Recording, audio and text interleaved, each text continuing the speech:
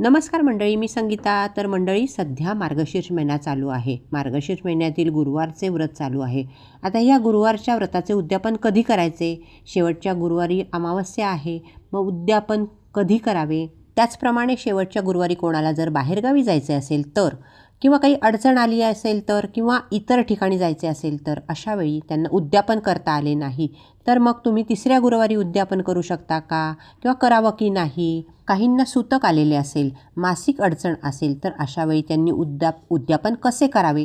त्याचप्रमाणे आपण मार्गशीर्ष महिन्यातील 4ही गुरुवार उपवास करत असतो, पूजा मांडणी करत असतो, संपूर्ण व्रत करत असतो, उद्यापन करत असतो. मग मार्गशीर्ष महिन्यातील शेवटच्या उद्यापनाच्या गुरुवारी आपण दुसऱ्याच्या घरी उपवास सोडावा का? त्याचप्रमाणे आपल्याला कुमारिका किंवा सवाष्णी मिळाल्याच नाही तर काय करावं? अशा बऱ्याच प्रश्नांची उत्तरे आपण या व्हिडिओतून पाहणार आहोत. त्याचप्रमाणे बऱ्याच जणींना असा प्रश्न पडतो की आमचा एक गुरुवार मासिक धर्मात गेलेला आहे, एक गुरुवार आम्ही बाहेरगावी गेलेलो होतो, तर आम्ही अजून किती गुरुवार करायचे? याची संपूर्ण माहिती मी या व्हिडिओतनं आपल्याला देणार आहे. तर व्हिडिओ संपूर्ण पहा. आवडला तर व्हिडिओला लाईक करायला विसरू नका.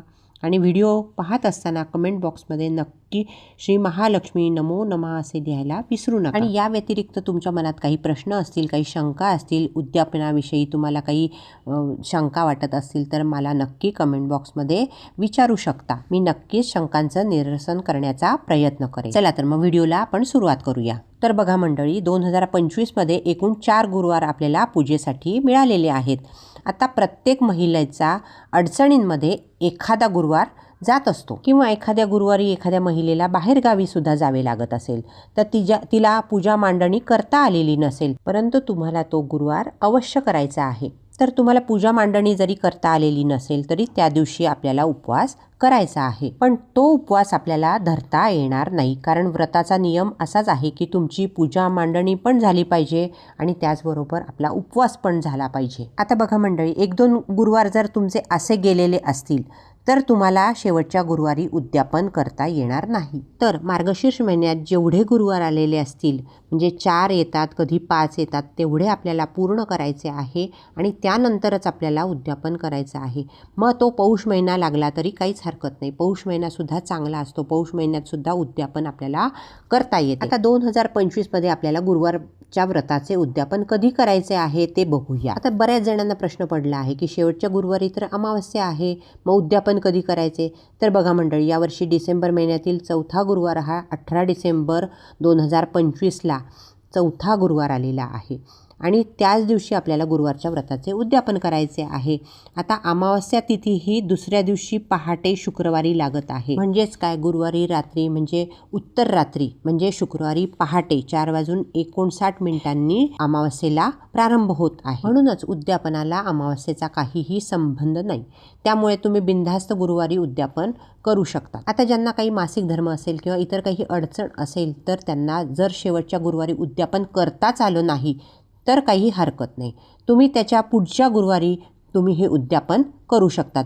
जरी पुढच्या गुरुवारी पौष महिना लागलेला असला तरी तुम्ही हे पौष महिन्यात गुरुवारच्या व्रताचं उद्यापन करायचं आहे. आता हे आपण आपलं काउंट करायचं आहे की आपला 1 गुरुवार गेलेला आहे की 2 गुरुवार गेलेले आहेत. तसेच आपण पुढे जेवढे गुरुवार गेलेले असतील तेवढे आपण पुढे गुरुवार करायचे आहे आणि त्यानंतर आपल्याला उद्यापन करायचे आहे. कारण मासिक पाळीतील किंवा सुतकातील किंवा बाहेरगावी जर तुम्ही गेलेला असाल तर तिथले उपवास जर केलेले असतील तर ते धरले जात नाही. जेवढे तुमचे गुरुवार गेलेले असतील तेवढे गुरुवार पूर्ण करूनच उद्यापन करायचे आहे. पण काही अडचण नसेल आणि 4ही गुरुवार कंप्लीट झालेले असतील तर 18 डिसेंबर 2025ला आपल्याला उद्यापन करायचे आहे. आता काहींना असेही होते की मासिक अडचण नाही, सूतक नाही, विटाळ नाही, परंतु शेवटच्या गुरुवारी आम्हाला बाहेर जायचे आहे किंवा कोणाला काही इमर्जन्सी आली असेल किंवा दवाखान्याची तारीख वगैरे असेल तर काही इतर आजारपण असेल तर अशा वेळी तुम्ही त्या गुरुवारी उपवास करायचा आहे. मात्र तो उपवास सोडताना मात्र तुम्ही तुमच्या घरीच सोडायचा आहे. जरी तुम्ही पूजा मांडणी केलेली नसेल, करता आली नसेल तरी तुम्ही घरी येऊनच उपवास सोडायचा आहे. उद्यापन जरी करता आले नाही तरी तुम्ही तो उपवास करायचा आहे आणि तो घरीच सोडायचा आहे. उद्यापन जरी करता आले नाही तरी तुम्ही उपवास करायचा आहे आणि तो व्यवस्थितपणे त्या दिवशी सोडायचा आहे. आणि त्याच्यानंतरच्या गुरुवारी म्हणजे पौष महिन्यात तुम्ही पूजा मांडणी करायची आहे गुरुवारी, कहाणी वाचायची आहे, नेहमीप्रमाणे जशी गुरुवारी पूजा करतात तशीच पूजा करायची आहे आणि त्यानंतर आपल्याला पौष महिन्यात उद्यापन करायचे आहे. आता उद्यापन कसे करायचे आहे तर उद्यापन अगदी साध्या सोप्या पद्धतीने आपल्याला करायचे आहे. दर गुरुवारसारखीच आपल्याला उद्यापनाची सुद्धा पूजा मांडणी करायची आहे. कहाणी वगैरे सगळं व्यवस्थित करायचं आहे. आपल्याला ह्या दिवशी सात्विक भोजन तयार करायचे आहे. एखादा गोडाचा पदार्थ तुम्ही नैवेद्यामध्ये करू शकता. आपल्याला या दिवशी घरामध्ये 5 सवाष्ण 7 सवाष्ण महिला किंवा कुमारिकांना घरी बोलवून त्यांना हळदी कुंकू देऊन या व्रताची एक एक पुस्तिका देऊन फूल द्यायचं आहे, फळ द्यायचं आहे आणि ओटी आपल्याला त्यांची भरायची आहे. आणि यथाशक्ती एखादी तुम्ही भेटवस्तू दिली तरी काहीच हरकत नाही. असं सगळं देऊन त्यांचा आपल्याला मानपान करायचा आहे. प्रथम देवीला आपण जो काही स्वयंपाक केलेला असेल त्याचा नैवेद्य दाखवायचा आहे. नंतर आपल्याला सवाष्णी किंवा कुमारिकांना जेवणासाठी थांबवायचं आहे. त्यांना जेवायला घातल्यानंतरच मग आपण हा उपवास सोडायचा आहे. आता इथे तुम्हाला 5-7 कुमारिका सवाष्ण मिळाल्याच नाही तर तुम्ही अगदी 1 सवाष्ण किंवा 1 कुमारिकासुद्धा बोलवू शकतात आणि तुमच्या कुवतीप्रमाणे जे करायचं असेल ते तुम्ही करू शकता. आता कधीकधी काय होतं की कुमारिका सवाष्ण मिळतच नाही तर अगदी 1 सुद्धा मिळाली तरी खूप होतं आणि यथाशक्ती तुम्ही त्यांना वस्तू द्यायची आहे. तर बघा मंडळी, काही वेळ काय होतं की आपण उद्यापनाची सगळी तयारी करून ठेवलेली असते आणि नेमकी वेळेवर अडचण येते किंवा तारीख लांब असते पण अचानक अडचण आलेली असते.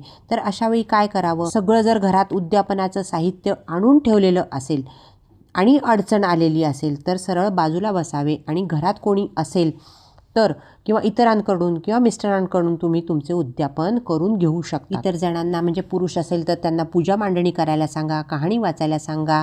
तुम्ही मात्र उपवास करावा. एखादा गोडाचा पदार्थ करायला सांगा आणि जर येतच नसेल तर थोडंसं बाहेरून विकत आणायला सांगा पण नैवेद्य दाखवावा. आणि महिलांना मुलींना जर तुम्ही बोलावून ठेवलेले असेल, आमंत्रण देऊन ठेवलेलं असेल तर त्यांना येऊ द्या आणि त्यांच्या हातावर हळदी कुंकू द्यायला सांगा आणि जी काही तुम्ही भेटवस्तू आणून ठेवलेली असेल, जी काही तयारी करून ठेवलेली असेल तीसुद्धा त्यांना द्यायला सांगायची आहे. असे तुम्ही उद्यापन करायचे आहे. आता बऱ्याच जणींना प्रश्न पडतो की चौथ्या गुरुवारी अडचण आहे, मासिक धर्माची तारीख आहे आणि आम्हाला चौथ्या गुरुवारी बाहेर जायचे आहे तर मी तिसऱ्याच गुरुवारी उद्यापन केले तर चालेल का? तर बघा मंडळी, आधीच तुम्ही संकल्प सोडायला पाहिजे पहिल्या गुरुवारी, तर मग तिसऱ्या गुरुवारी तुम्ही उद्यापन केलं तर चालतं.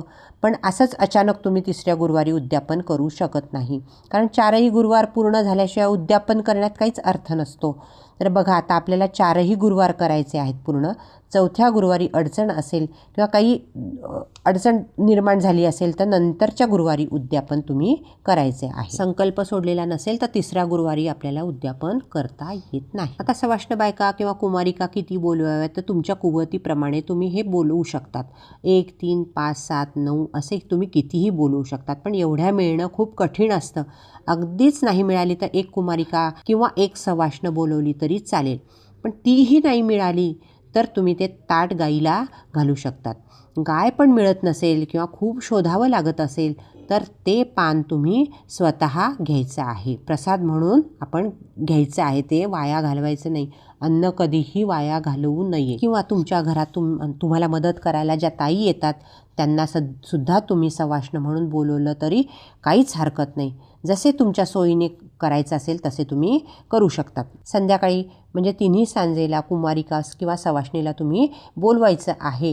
प्रथम आरती, कहाणी सगळं करायचं आहे. नंतर त्यांना जेवायला द्यायचं आहे आणि जेवायला द्यायचं नसेल किंवा जमत नसेल तर हळदी कुंकू लावून एखादं फळ द्यायचं आहे, एखादी पुस्तिका द्यायची आहे आणि ओटी भरायची, 1 फूल द्यायचं आहे आणि यथाशक्ती तुम्हाला जे काय वाटत असेल ती एक भेटवस्तू आपल्याला द्यायची आहे. आता भेटवस्तूसुद्धा तुम्हाला इच्छा असेल तर देऊ शकतात, नाहीतर 1 फळ, 1 पुस्तिका, ओटी आणि 1 फूल दिलं तरी पुष्कळ. आता बऱ्याच जणींचा असा प्रश्न असतो की आमच्याकडे महिला मुली मिळतच नाही, तर थोडी शेजारी पाजारी चौकशी करून ठेवली तर तुम्हाला अवश्य एखादी मुलगी, एखादी सवाष्ण नक्की मिळू शकेल. तुम्ही तुमच्या मैत्रिणीला बोलवू शकतात, त्यांच्या मुलीला बोलवू शकतात. हे तुम्ही आधीच आमंत्रण देऊन ठेवलं ना तर मग अजिबात गडबड होत नाही. आता तुम्ही कुठे नोकरी करत असाल तिथे सुद्धा तुम्हाला सहज बायका मिळू शकतात. आणि या व्रताच्या उद्यापनाच्या हळदी कुंकवाला खरं तर कोणीही नाही म्हणत नाही. थोडी आजूबाजूला चौकशी केली, विचारणा केली तर सहज तुम्हाला एक सवाष्ण किंवा एक कुमारिका नक्की मिळेल. आता अजून एक प्रश्न पडतो की हा उपवास सोडताना जर तुम्हाला कोणी सवाष्ण म्हणून बोलवलं तर जायचं का? तर काहीच हरकत नाही जायला, कारण दिवसभर उपवास करायचा, आपल्या घरातलं सगळं व्यवस्थित पार पाडायचं आणि नंतर आपण दुसऱ्यांकडे उपवास सोडायला किंवा सवाष्ण म्हणून जायला काहीही हरकत नाही. आता एक लक्षात घ्या, समोरची व्यक्ती पण आपल्याला एक लक्ष्मी मानूनच आपल्याला बोलवत असते, तर आवर्जून आपण तिथे जाऊ शकता. मात्र लग्न, कार्य, मुंज असे कार्यक्रम असतील तिथे मात्र सहसा उपवास सोडू नये. तर मंडळी, उद्यापनाविषयी मी थोडक्यात माहिती देण्याचा प्रयत्न केला आहे. मला खात्री आहे की या माहितीचा तुम्हाला नक्की उपयोग होईल. व्हिडिओ आवडला तर नक्की लाईक करा. ओम महालक्ष्मी नमो नमः. धन्यवाद.